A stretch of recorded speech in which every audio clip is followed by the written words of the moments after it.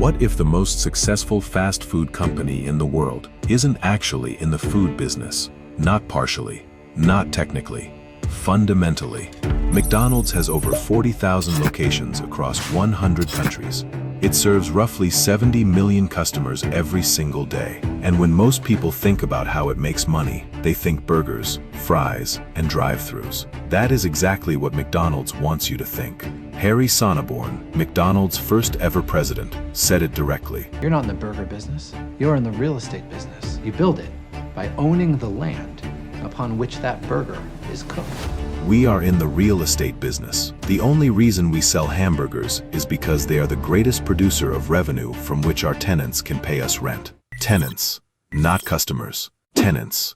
Once you hear that, the entire company looks different. Here is the proof, not the theory, the actual numbers. McDonald's property and equipment on its balance sheet is valued at $39 billion, making it the fifth largest real estate holder in the world by total assets. And it looks identical to the financials of a major real estate developer, because that is exactly what it is. Now, how does the money actually flow?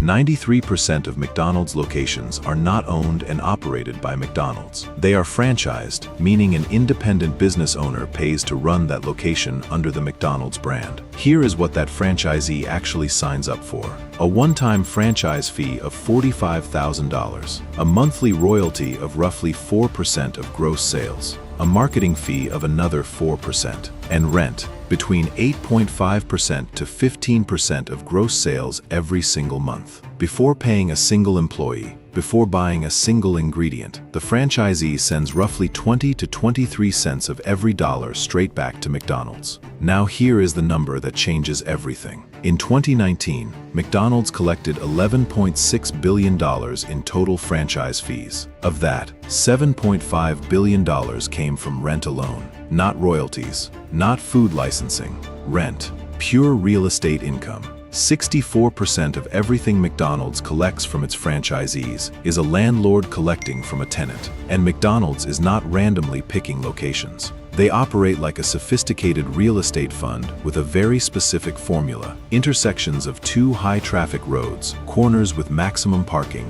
plots of around 50,000 square feet, buildings of only 4,500 square feet, financing secured at long-term fixed interest rates using existing property holdings as leverage. Then they lock the franchisee into a 20-year contract at that specific address. McDonald's instantly has a tenant, one who is contractually obligated to pay above market rent for 2 decades. The site selection isn't about finding good burger locations. It's about acquiring appreciating real estate with a built-in rent-paying tenant already attached. And here is the silent genius of the entire structure: the risk transfer.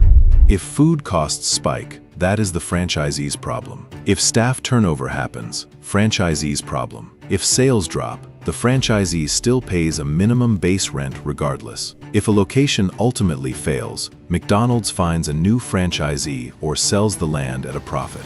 McDonald's absorbs almost zero operational risk. There is also a program called Hamburger University, where McDonald's trains franchisees in operations and management, not out of generosity, but because a successful franchisee pays rent longer. Now, if you think this model breaks down during a recession, look at 2008. While the global financial system was collapsing, McDonald's was in the middle of a 55-month streak of same-store sales increases. They opened 600 new locations during the recession, delivered 29% return on equity, and became one of only 2 stocks in the entire Dow Jones Index to increase in value that year, the other being Walmart. 2 reasons this works in a downturn. First, consumers trade down to cheaper food when money gets tight. Second, rent is contractually guaranteed regardless of economic conditions. Recessions mean discounted property prices, which means McDonald's buys more land cheaply while everyone else is panicking. The food business protects the downside. The real estate business captures the upside.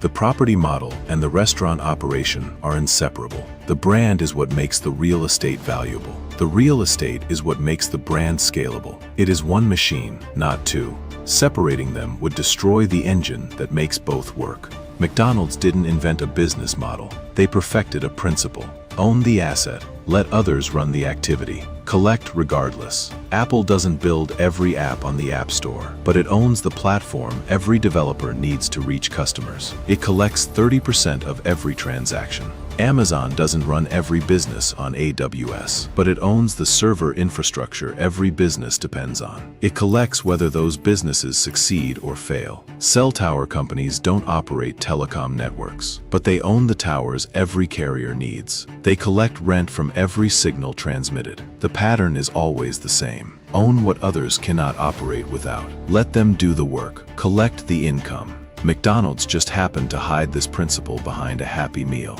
The most valuable real estate company in the world doesn't look like one. If you want to grow, start your rich arc journey by hitting like and subscribe.